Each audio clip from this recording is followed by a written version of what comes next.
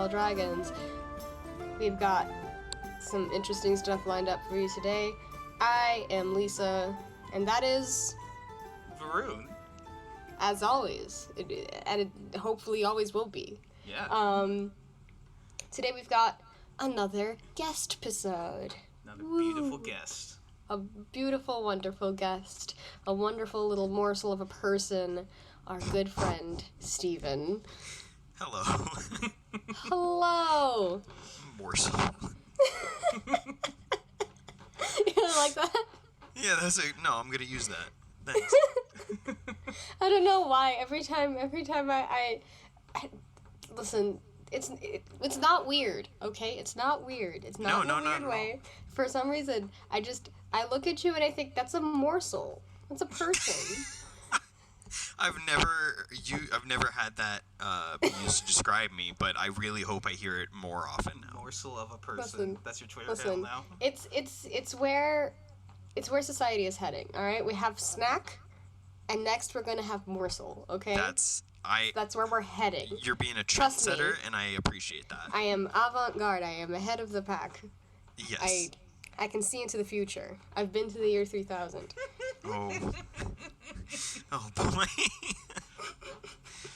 What's it looking like? Not much has changed, but they live underwater. Yeah, I looked into that one. Not even in space. Underwater. Oh, Varun, you don't. Have you heard of the Jonas Brothers? Wow, the Who?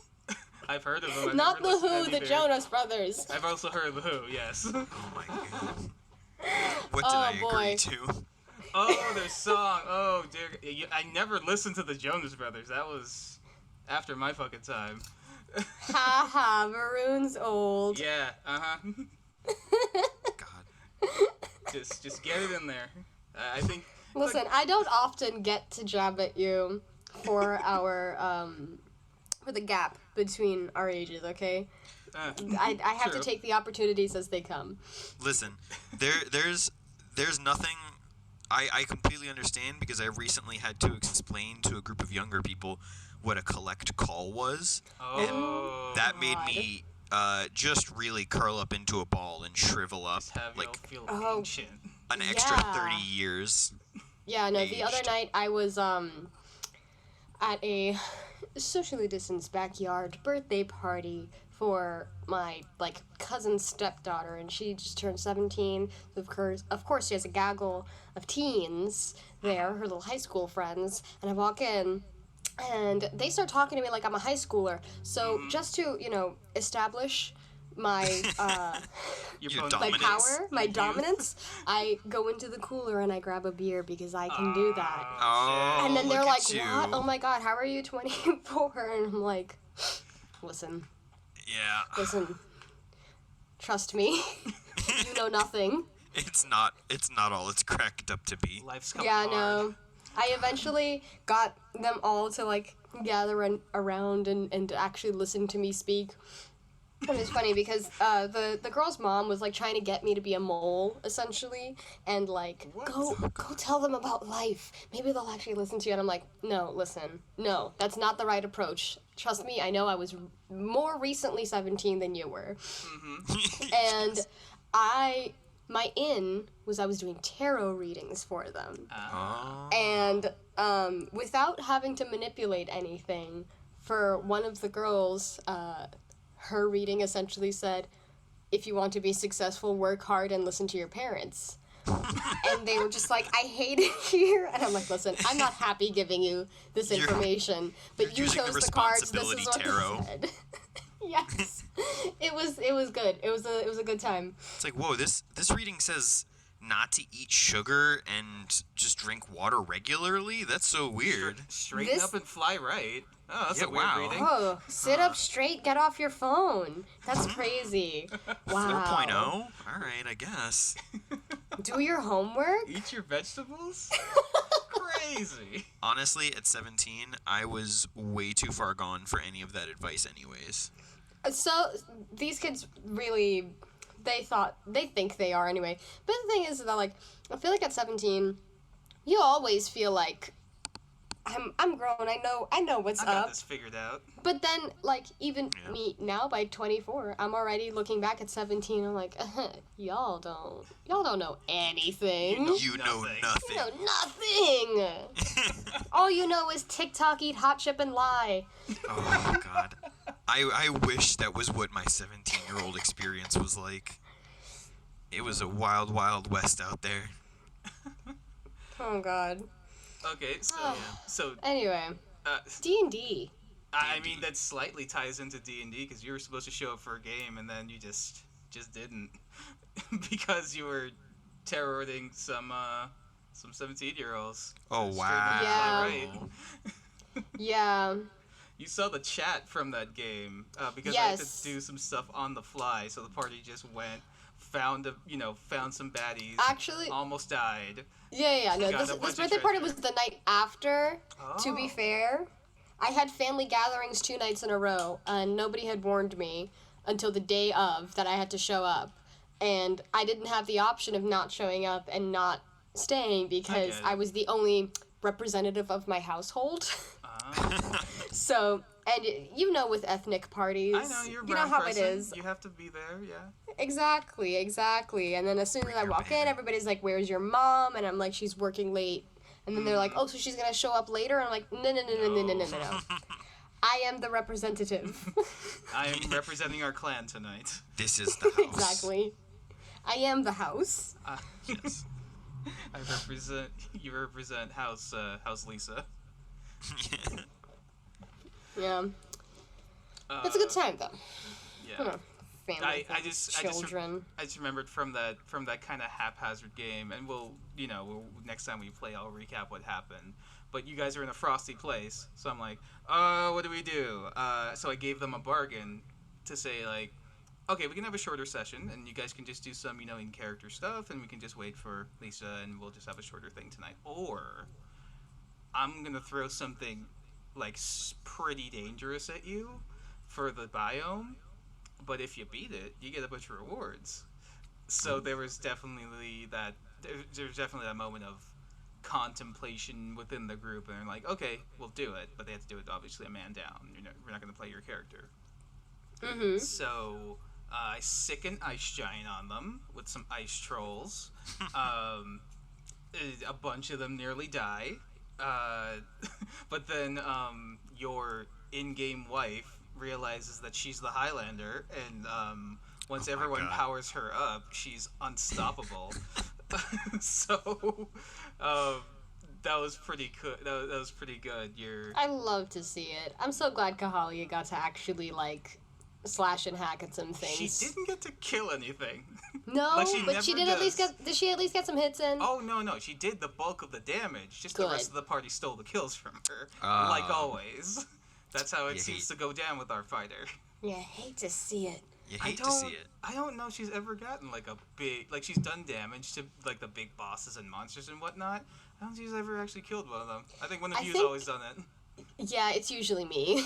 So maybe we'll have to have an in-game conversation about that. The But- glory always goes to the final hit. But yeah, Yeah. she's a fighter. She's a samurai fighter. She just got the winged boots, and then they hit her with radiant weapon. Saul's character hit her with some infusions to power up even more, and then hit her with haste. So she was just like a berserker, destroying everything after nearly getting slashed to ribbons by a giant. But they did good, and they liked the impromptu like battle session. It made it make sense in the world because you guys were in a snowy area. Mhm. And they just got like 120,000 gold or something. Yeah, and a Jesus. bunch of Like really stupid really amount of cool. gold. Yeah, he sent me the list of the loot, and I'm like, this is amazing. Mhm. It's fantastic. And That's then crazy. you guys went shopping too. Yeah. Got a bag of holding because Oh, a good little you shopping gotta spree. have a bag of holding. Where else I are you gonna got- put all that gold? Yeah. Where it's- else are you gonna put all that gold? I- And I got a flying broom. Yeah, everyone Oh in the my party God. can fly now. So either winged boots or wings of flying or a flying broom. To be fair, Kahalia can only fly a little bit. No, she's got winged boots. Oh, now, she's too. got the boots. Okay, and then Ro has the cloak. The wings of flying, which is just a cloak that turns into actual wings. Oh, that's And right. now That's a so great you item. all have some version of flying at this point. So like I put in the group chat after that session was done, like with all the flying and all of the stuff that you guys got, it's like it's done. Like kid gloves are done. I'm gonna be throwing the deadliest things at you because you guys are level 11 with just like obscene resources. Everything is cliffs and just tall mountains and just Lava pits. ridiculous terrain. Wait, you had the kid gloves on? Oh yeah. Yeah. That's where the ice giants came from. I still had a little bit of that, kid. Even though you guys were level 11, I still had a little bit of that of just like, oh, I feel bad, even though I'm like. Even though you know better. Yeah, I know better, but I don't think there were any moments where I really held back. But there were definitely moments where I wasn't as optimal as I could be. Yeah. So. Yeah, there were definitely some close calls. So now, the enemies are just gonna be a little smarter. Listen, that's fine, because we're not traveling with my son anymore. Do what you will. As long as can't the hurt boy my is son. safe, I'm alright. I don't care. Mm-hmm. That's fair. Do your worst. Yeah. So it was a fun little mini sesh that we had. And then, we're gonna figure out what you guys are gonna do with. Yeah, I think we measured it out weight wise. I think your bag of holding is the only thing you can have that can hold all of your money at this point. Like it's just for money. Oh, you yeah, open it up. it's- There's nothing else in there. It's just gold. It would be so like over encumbering. Mm-hmm. It'd be ridiculous. You can't fit anything else Oh, in there. shoot. It's just a giant bag of money. We're gonna have to invent, like, basically, fantasy debit cards so that you don't have to carry the money with you. You invent fiat currency in this world. God, I can't believe that you're actually you're making credit scores in fantasy world. For why? You have too much money? Just start Yes. giving it away. Just you guys are gonna open up your own bank. Are you gonna do this? No, I'm not going to be a criminal like Wait, No. bleep that out, Noel. Noel, bleep Edit that out. Please bleep that out. Edit He that Fix will that in pause. post. Okay. But wackiness aside, I think you wanted to talk about something else, Lisa, before we get into Steven's stories here. It's dumb. But yesterday, and a little bit today, I went on a stroll to in a place we all know and love, Barnes and Noble. Barnes and It's good, Noble. Oh, it's a yeah. good old local bookstore now. I don't know. Yeah. We got to a point where we're like, save Barnes and Noble. I guess. I guess. But I was looking through the fantasy and like YA fantasy section, and a lot of like these more recent titles. Was looking at all the blurbs on the back and everything, and I think maybe it's always been this way, and I'm only just noticing it now. But so many of these books just sound straight up like this author has played way too much D&D, and they wanted to just write a whole campaign where nobody could tell them that no, that's not, or write a campaign that everything goes exactly the way that they want it to go. Where the party doesn't go left when they want to go right. Exactly. Well, And you know what? That's good for them, because as I always say, if you want to railroad your party, you may as well just write a novel. yeah, like what were you seeing from some of these? Oh god, I can't even pick anything out, like, in particular, but it's a lot of, like, mages, and there was one that was, like, 3 siblings who get separated after their father dies, and one becomes a monk, another one becomes a fighter, and then another one becomes a sage, basically, and they get and then they have like this race for the crown, and then also to avenge their father's death, and I'm like, yeah, that's a D&D campaign. Okay. Yeah, that's a DM that never got what they wanted. Yeah, that's a DM that was like, you know what, fuck you guys. Screw it. I'm just gonna write a novel. It sounds like an interesting idea, but yeah, you'd have to run like 3 simultaneous campaigns, and then hope like these main characters that you've got in mind, quote unquote main characters, don't die before the end of it, and everything, meets in the middle, which it probably won't, because that's pretty tough to do. That's just the biggest undertaking of like, if they're the main characters, then you also have to have like other players be their side characters. If there's more than 3, and then they, I guess, don't mean anything to the actual story. Like it's possible to do. Like the last campaign, not the one we were talking about with the gold, but the one where you were playing your druid Layla, Lisa. That one's kind of in the competing situation where I had 2 campaigns running at the same time, working toward the same goal. And I think all of you felt like you had something to do during that, right? Mm-hmm. Yeah, something specific to your story. So it's possible to do. I'm just saying, like, the scale of like 3 campaigns coming together for a big thing. It's not impossible, but you got to wrangle a lot of people and keep it together. Mm-hmm. And then put in some work, because yes, if, like you mentioned, Steven, if you don't make everyone involved in that who's not, one of the driving royal characters or whatever, they're just gonna feel like disposable kind of sidekicks, which you don't really want your players to feel like.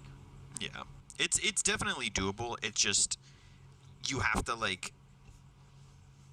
to come up with everything beforehand and find players that are not only willing to work with the story that you want to do, but also you have to be able to have some concessions into what they want as well, because like it's just not going to be your story. Like that's why this person wrote a book, because nobody wants to play exactly how the DM writes it. Like that's just boring. Yeah. Now, Steven, tell me. Yes. How do you know so much about being a DM? Yes. Look at that segue. Ooh. Well, it's because I have a little bit of DM experience. Just a tiny bit. Tell me about it. Tell me about, well, when did you first get into D&D? I first got into D&D, my first experience with it was, I want to say, senior year of high school. So a few years ago now. But it was just, technically, I think it was like Pathfinder. I don't really know, because I wasn't like super aware of anything. Did it have a lot of math? I'm gonna keep it honest with you. I don't know. My friend essentially said, "Here, I'll run this thing. Do you want to play? Go to this website and make a character, and then we can just do everything later." And that's more or less what we did. I just printed out a character sheet that I thought looked cool, and I filled in a couple numbers, and then we had a silly campaign going. It was very very like introductory. It wasn't super serious or anything. Mm-hmm. At one point, my character had a physical, well, I don't want to say deformity, but essentially what happened was that a troll's dick was so big that it swung into me and bruised my stomach irreparably. That's just sort of the tone of what the game was like. Okay. More or less. Yeah. I played some of those games. Yeah. It was a very silly, like, high school, like, let's pick up and just run some dumb stuff, It wasn't a very serious D&D thing. And then later on, I actually became much more interested in it from, just being interested in the fantasy genre to begin with, but also, things like the Adventure Zone and Critical Role bringing people into the fold. Woo! Yeah! Woo! And then, yeah! And then I just started playing some. I started DMing some with friends, because I was like, I just want to do whatever I can to get my friends into this. And yeah, that's kind of where it started, more recently at least. And then that turned into more campaigns and plans, and you know how it goes. So that's how you got in, and you started as a player. So what was that thing that turned you from wanting to be, just coming to the table, to being on the other side of the DM screen to want to actually run something? I'm not gonna lie, a little bit of it is definitely some light sadism. Liking, like, my favorite part is when I can just kind of like throw some craziness at the players and just see them freak out and try and deal with it and scramble to pick themselves up. I just think it's very funny to like plan all of this stuff ahead. But also, because I saw like, you know, as much as I do enjoy playing, I also enjoy like seeing how other people play, and like that's one of the biggest things that interests me about it, is that like I can come up with as many situations, you know, as my brain feasibly can, but my friends will inevitably come up with a million answers to whatever problem I put in front of them, and I just think it's neat to see how people come up with those answers. Like, you know, you can write as many interactions for a character as you want, but you'll never know what your players are going to say to them. Sure. Give us an example, because we all have those. We all have those stories of like we plan X and Y happens. So like, what are some good ones? I mean, one of my favorite ones, honestly, was, so we're doing a dungeon crawl. This dungeon is filled with traps and everything, and you know, there's like X number of ways that you're supposed to quote unquote solve them and get through to the next room. And the party walked into this room where there was a stone on the floor that they stepped on, and suddenly like a reverse gravity spell took hold, and they started floating up in reverse. And then also a giant like spinning metal fan was uncovered on the ceiling, and so they were like floating up there, very Charlie and the Chocolate Factory, right? And so I was like, I don't know what they're gonna do with this. I'm just gonna like let them kind of run with it. At any point in this dungeon, someone might die. And what happened was that like I was like, okay, what do you guys do?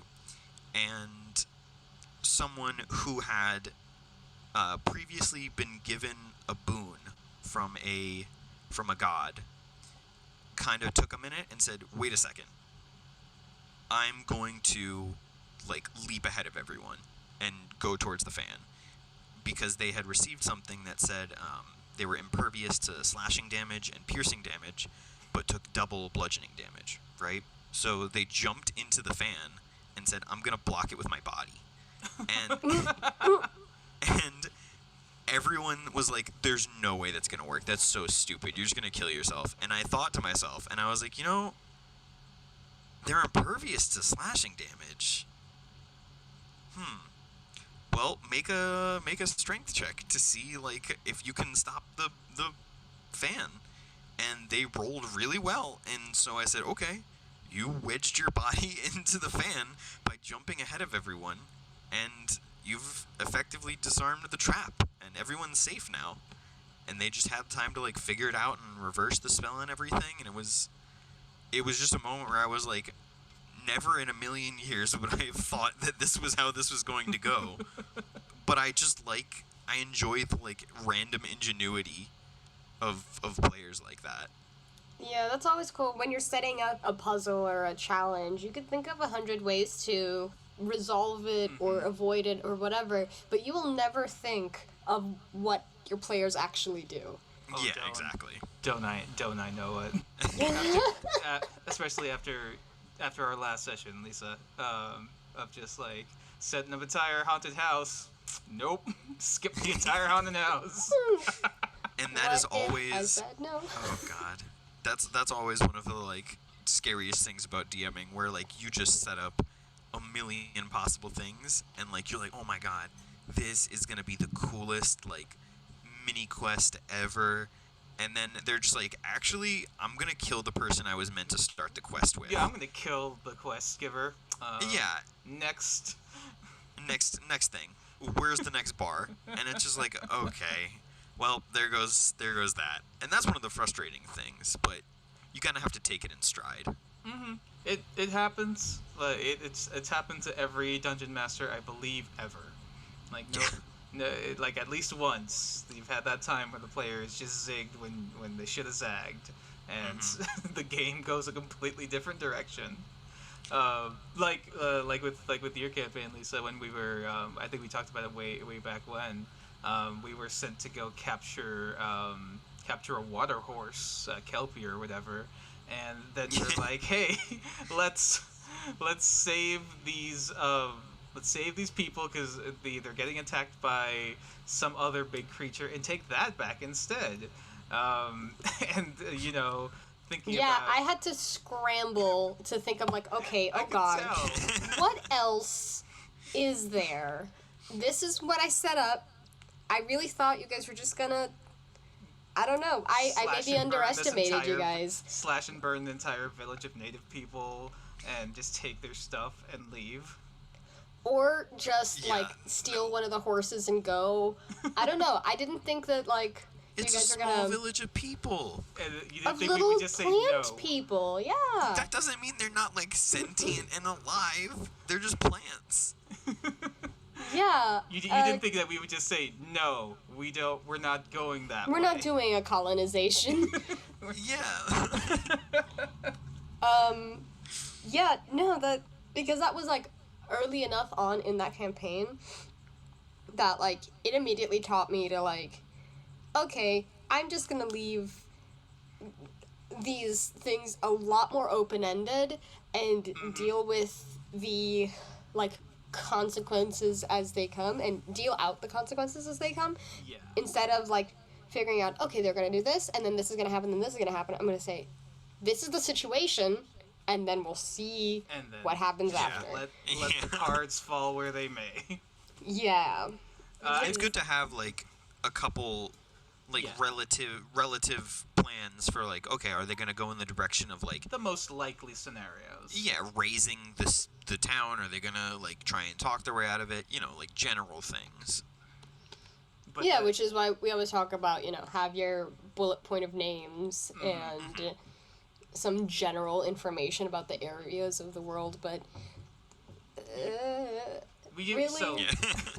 so we just talked about Lisa's DM panic moment. Like that must have been your first like, oh my god, what do I do?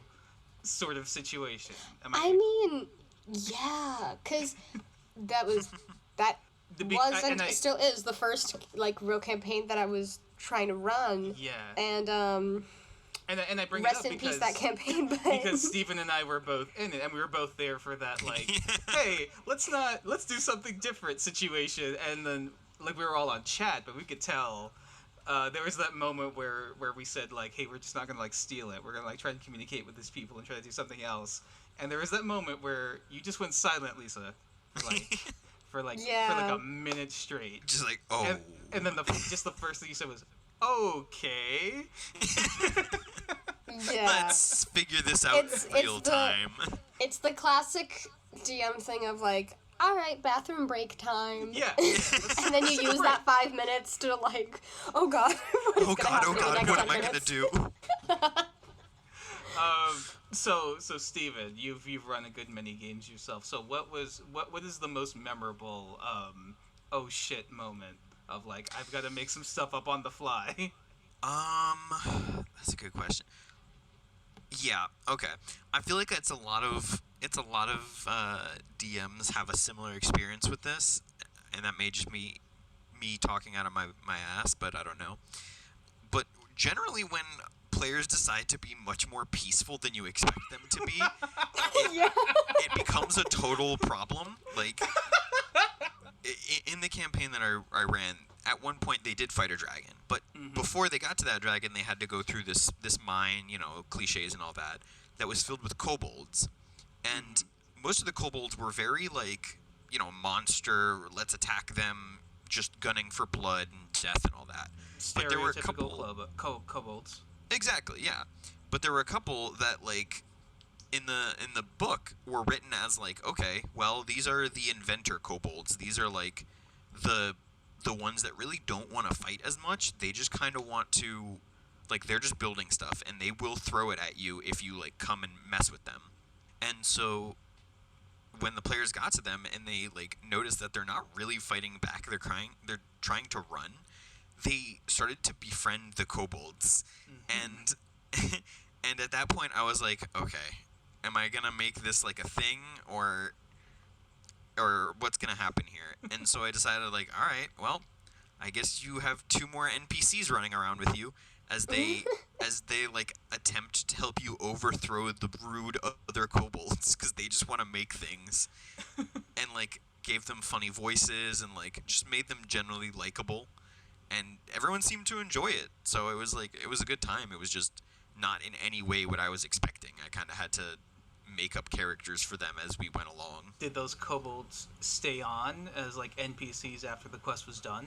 So they have not come with the players where they are now because it is a very, very treacherous place. However, I do want to bring them back, sort of like for a finale thing with all the NPCs they've run into, because I think it'll just be it'll just be like a nice little like, let's look at your journey, let's see what you've done. It's like a high school graduation. Exactly. All your Hopefully friends that are one Green here. Day song. How far Great. we've come, Matchbox 20. I think Exactly. yeah, I've definitely had those moments as well. I'll go more into detail when we have Saul eventually on this podcast as well. But my first, oh shit, what do I do moment was in the very first half an hour of the first game I'd ever run. I don't even know how this happened, but the party was like 4 or 5 people, fighting a set of wolves, and somehow the wolves were just killing all of them. So I had to invent an NPC out of thin air to come help them because they had immediately died. Oh, just to jeez. like bad dice rolls. Just like the worst beginning to a campaign I've ever seen. Wow, you really had to.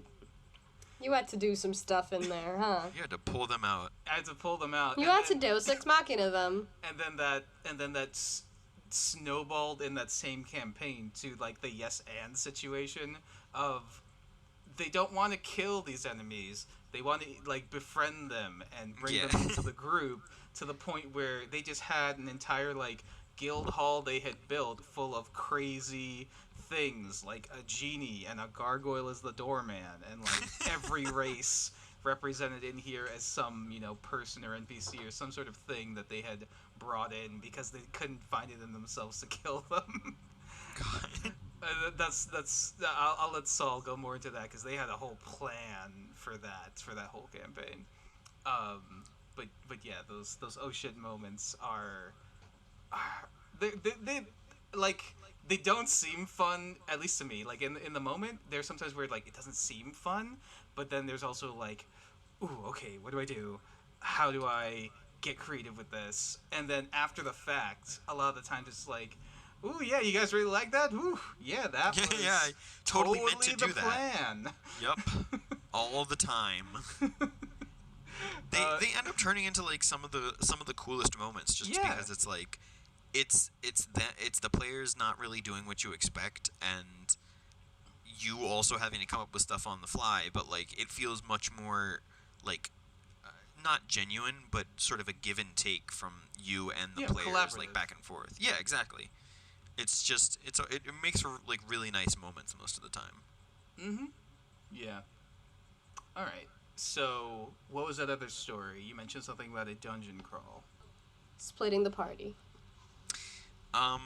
So splitting the party, bad idea. We all know that. Especially in a very, very deadly dungeon. Mm-hmm. Specifically made to mess with the players. And it just so happens that there was one point when they came upon a room. It was a pretty innocuous room. Just it had the normal like, here's a trap, an encounter, and possibly like a cool artifact thing. And they knew that because it had the same sarcophagus as like many other rooms in the dungeon. They had come across this before they were aware.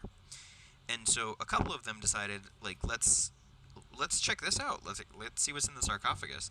And then others decided, let's check the walls. Let's see if there's like some levers or like anything hidden. And what happened was that the ones who checked the levers got teleported to a different room, like a holding room, which was the trap, and the person who checked the sarcophagus and like was looking for loot and stuff activated a very strong encounter, one that they were alone for, and down in a hole. It wasn't a deep hole. It was like 20 feet down, but it just so happens that this person had absolutely no way of getting there, or getting out, rather. So the people who were in the trap decided, like, oh, shoot, let's teleport out. It'll be quick, and we'll go and help our friend. Unbeknownst to them, the teleporting led them to a worse situation. They got out of it safe and fine. They no harm came to them. But this person was essentially the one who checked the sarcophagus was just getting bludgeoned by like a monkey with a stick for like Was 20 it like a minutes. wizard or something who was down there? Yeah.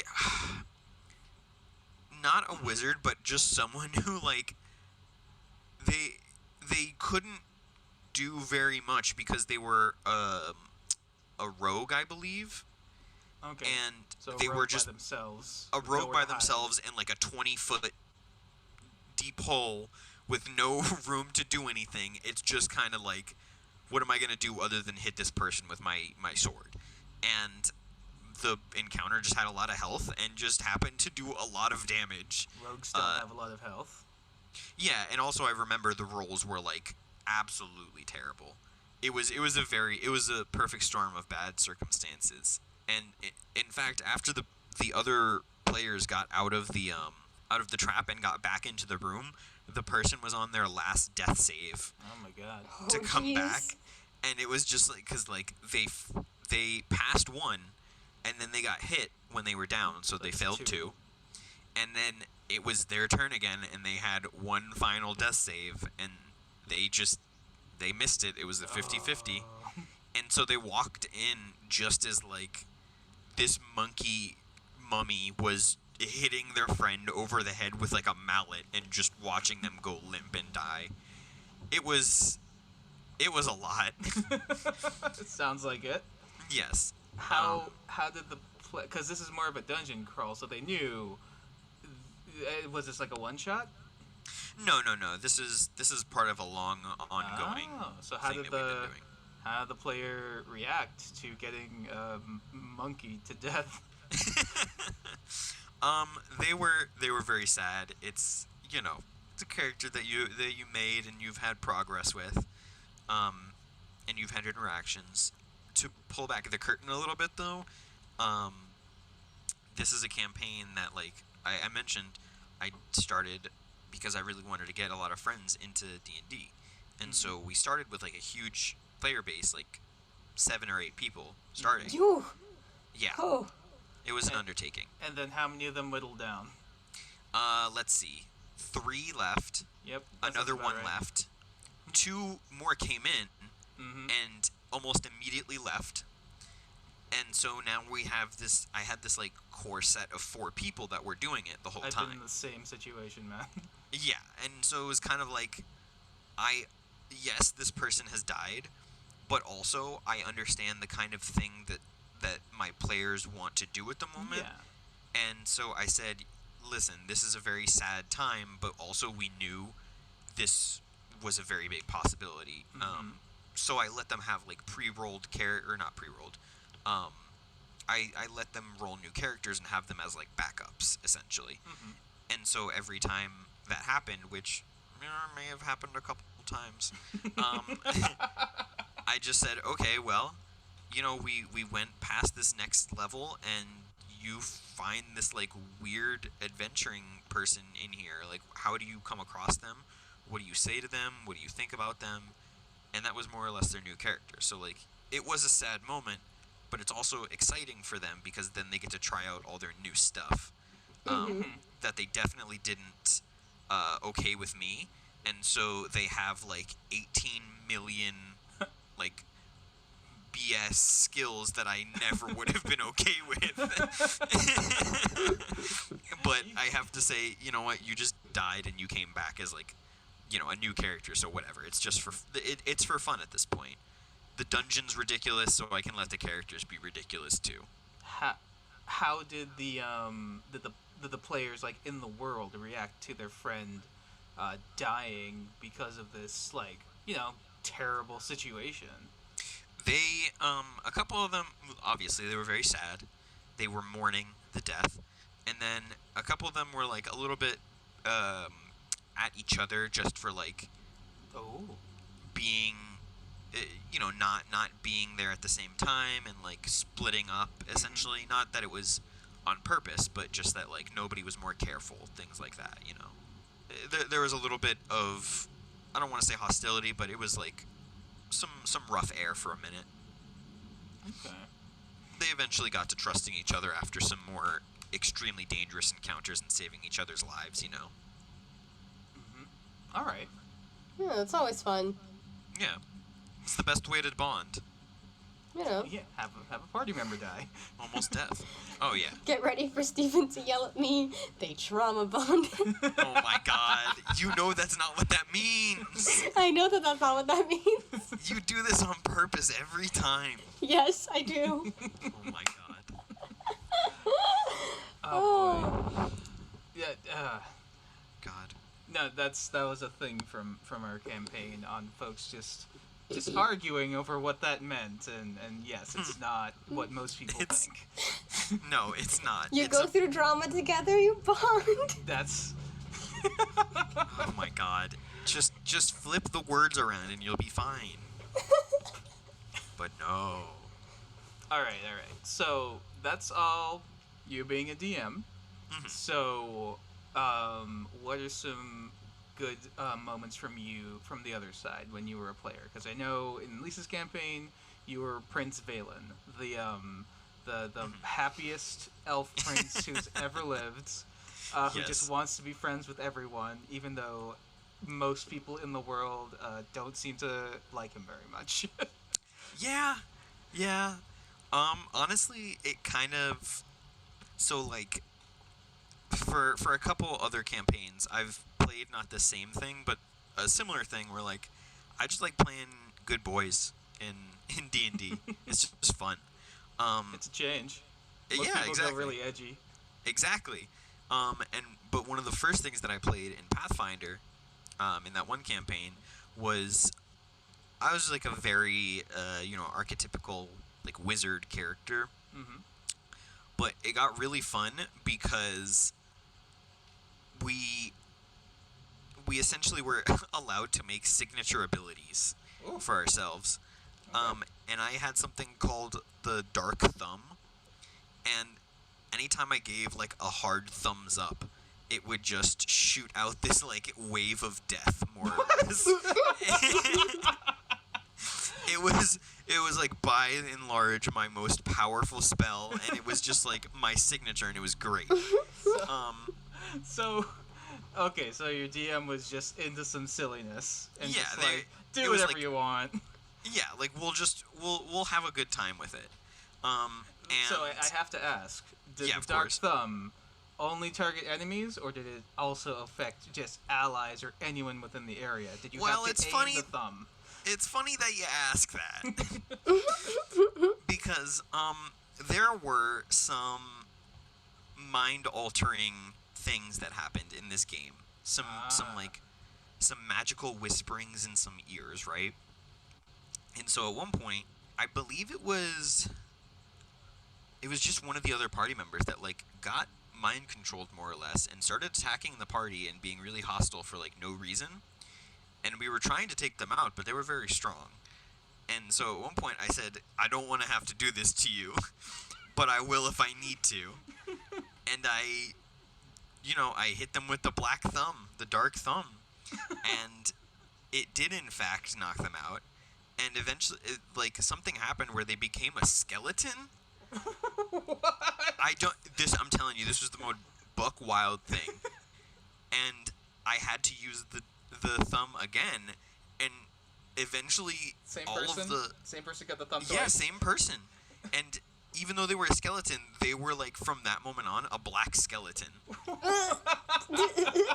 because it just turned them dark What? like that. It was so but I was like and then they just stayed in the party. The mind control wore off, but they were just like a living black skeleton from that point on. As you are. Yeah, This as is our one party is. skeleton. I was just like, I have no idea what's going on here. And in the same, another really fun thing that we did, which, you know, if you were playing a serious game would be absolutely infuriating, was that the DM would, every, like, big encounter, would just give us what we like to call, like, random potions, where we could take them somewhere and, like, figure out what they kind of did. But he would just give us descriptions of, like, the colors and the shapes and everything.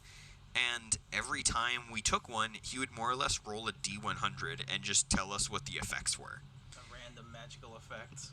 Yes, and so, like, some people sprouted wings, and some people, I think that's actually how one of the people became a living skeleton. They just took a skeleton potion. And it was just like, oh, okay, I'm alive, but a skeleton now? I wanted, like, magic fire or something. Some people got, like, stone skin and stuff. Like, it was so just absolutely insane. It's kind of like just throwing the deck of many things and just seeing what happens. Yeah. It was a very funny time, I have to say. It wasn't like, because we weren't being super serious about it. We weren't role playing, like, very hard.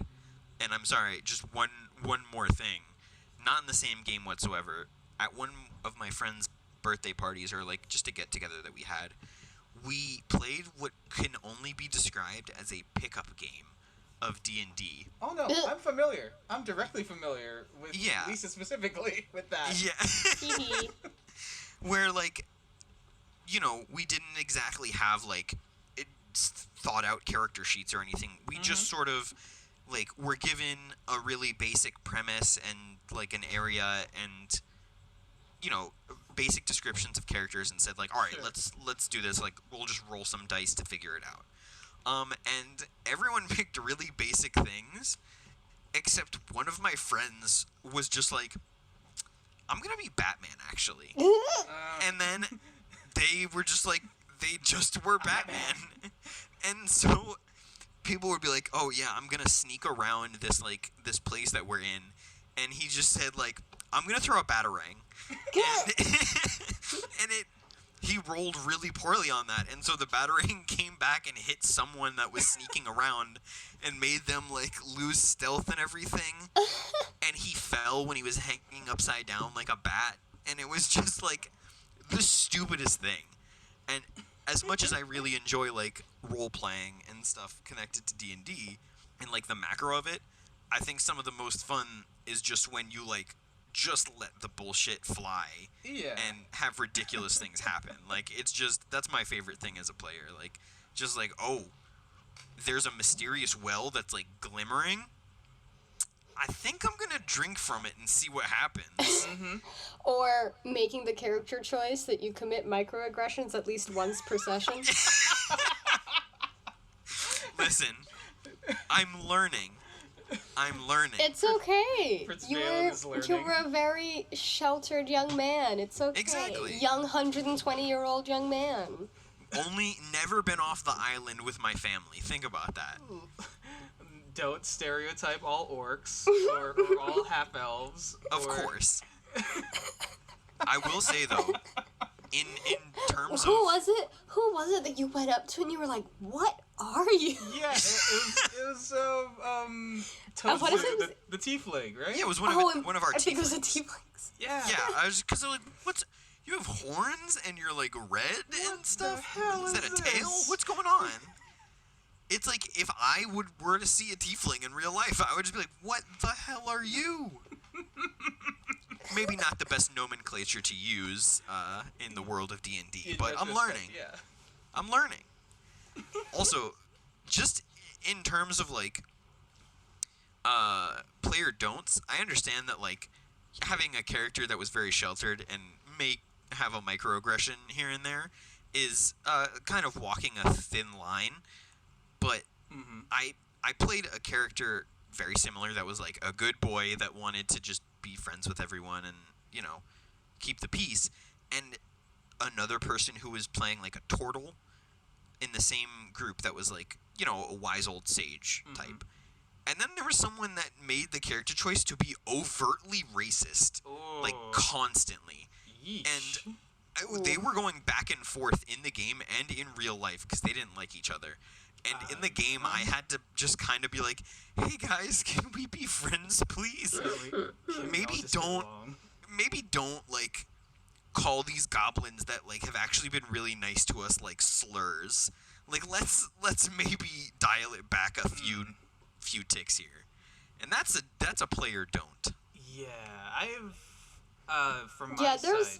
there's definitely a difference between like, okay, it would make sense for this character to maybe be a bit naive and ignorant, but like, let's not bring real, true, honest, just racism into this, because that's really uncomfortable. In the first game that I was ever in, the monk character, he just insisted on just being very not cool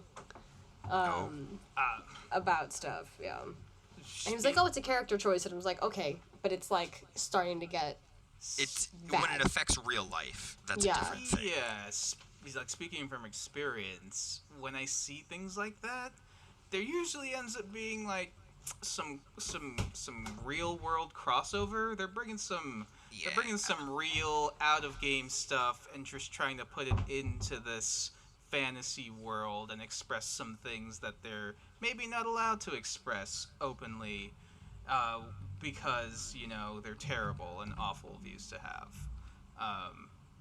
Yeah, it's like they're using it to roleplay inexcusable behavior as under the guise of like, well, it's fantasy and nothing is real. Yeah. It's my character. It's not me. That's Shut what my up. character Shut would up. do. It's what Yeah, he would do. Shut up. You made the character. You You can chose make to the have choice this to not be character. this way. Yeah. Like and it's apparently, especially like when it's clearly making everybody at the table uncomfortable, and they double down on it because they think that the discomfort of their fellow players is funny, and it's like, no, Yeah. bud, listen, a joke is only funny if other people laugh, not just you. yeah, And if nobody's laughing, it's not a joke. it was bad, and like, not to like stick on this for too long. This is the last thing I have to say about it, but like, I haven't played with this person before, but this was apparently like the like second or third campaign they played with someone else, and that person was like, yeah, they do this every single campaign, which makes me be like, there's definitely some deep-seated issues there that you gotta deal with, bud. Yeah, this was not a one-off. This was a pattern. Yeah. Something behind that, maybe? Yeah, so that's just like something to be aware of. Oh yeah. Well, I think we'll definitely have one of those player do and don'ts. I mean, we kind of did way back when, but like go more into detail into some of the horror stories that we've seen. I think along with like race specific stuff, a lot of like gender stuff comes up as well, especially Oh yeah. male characters and usually guys playing them toward female characters, either NPCs or not within the game. That usually depending on if they're terrible or not, can become an issue as well. Yes, especially because like the whole genre of like medieval fantasy has a very long history of being very patriarchal. Yes, And then people very, want to say, "Oh, it's historically accurate." There's dragons. Yeah, We don't need I'm a this. What do you- wizard. I'm a wizard. I'm an elf, my I dude. can punch ghosts. Yeah, We don't like, need racism and sexism in this. I like, say a thank you. word and everything goes up in flames. Like, Yeah. where's the realism? Or we can have those things, but one, make sure all the people at the table are okay with that, and also explore it in a way that's like, yeah, this stuff is like bad Constructive? and terrible. Yeah. And not That's like the thing. the norm that we have to accept. Yeah, Yeah. it can be a critique. It can be like maybe not a satire. That might be a little bit strange, but like it can definitely be a critique of certain stereotypes in like storytelling. Like, things dark that. humor isn't off the table, but there needs to be an understanding of what dark humor is. It's not simply just saying a racist joke. It's, pointing out that being racist is terrible. Yeah. It's like you can't you can't critique you can't just make a bad joke and say like, oh, it's satire. Like, no, you have to like make sure that everyone knows that you're decrying this thing.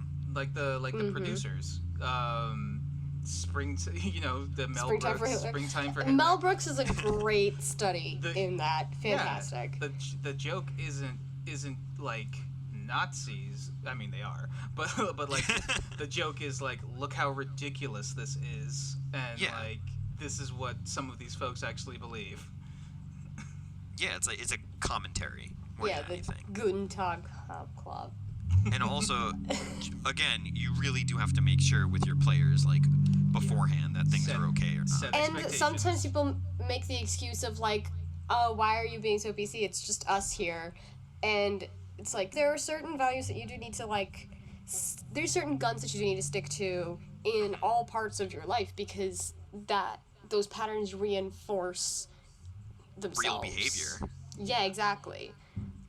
Jokes reinforce real behavior. Like political correctness isn't like It's really not a actually thing. political. It's about being it's- nice to people. It's not Just a real don't be political horrible. Political correctness is just like a shifting of what we're willing to accept and not accept as a society, and just don't be on the openly, because it's always been bad to be racist.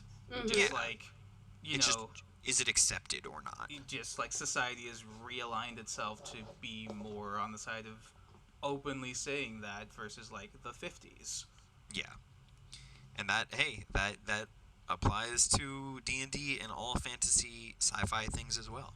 Yeah, our values shift, and the things that we do in our day-to-day lives reflect those values, and that includes the stupid games that we play. Yeah, The very I think dumb games. I think what we're all saying is don't bring your bullshit into the game. Yeah. Yeah, Sorry to- and if you're being racist alright. at the table, don't be surprised if everybody comes together and decides, hey, we don't want this guy at our table anymore, this person. Yeah, they were trying to kick this person out for a while. I did not stay in that group. We played like 2 sessions and I was gone. Yeah, that's smart.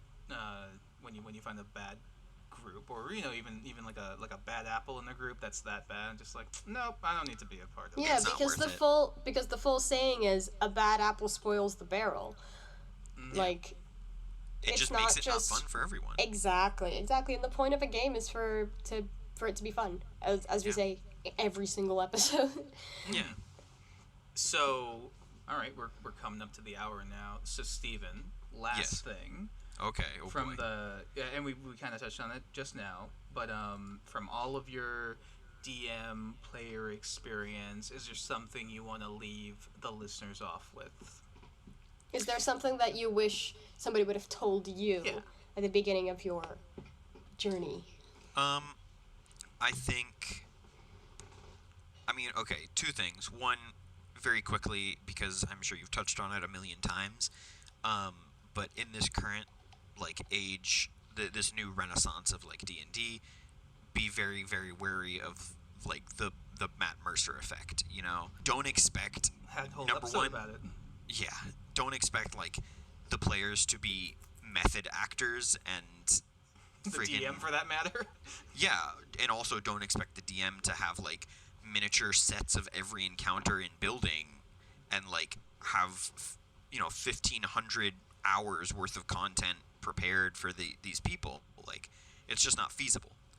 But also, being a player or being a DM, and this is the other thing, is much more of a collaborative effort than a lot of people think it is, because if the DM has like one plan and they think it's fantastic and it's just not what the players are looking for, then it might make them more bored or make them want to do something else or make them throw a wrench in the whole game, and that can be very frustrating. But that just means that you need to talk to your players and see what they're expecting, what they want to do, and then how you can work that into what you have planned as well. Yeah, everything you're saying it's very much what we do talk about: collaboration, communication.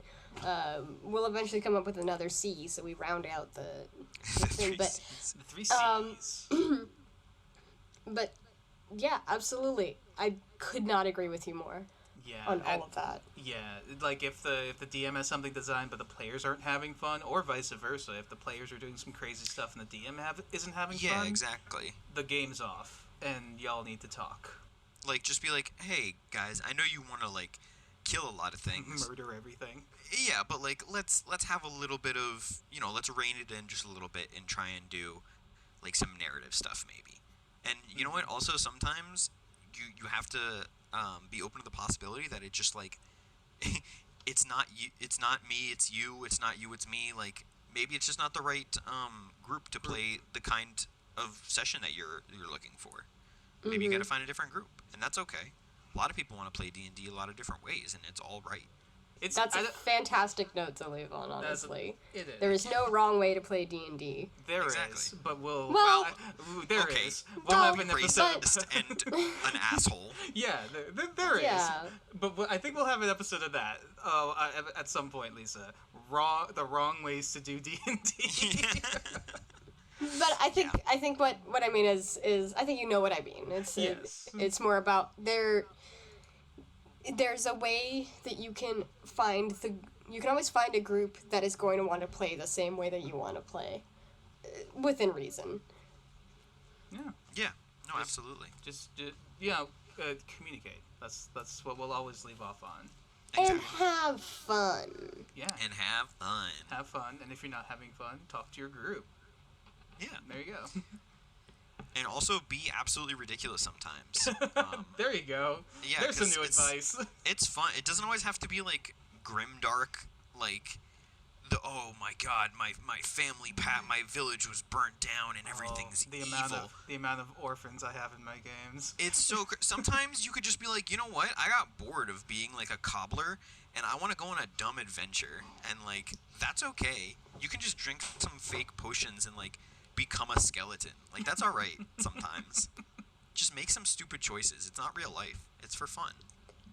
Yes, perfect. Awesome. All right. Steven, you got anything you want to plug? Or are you just a person? Absolutely not. Nope. Do you want people to follow you on Twitter, or no? Is that just that's just for pop? That's nobody should know about that. No, I will.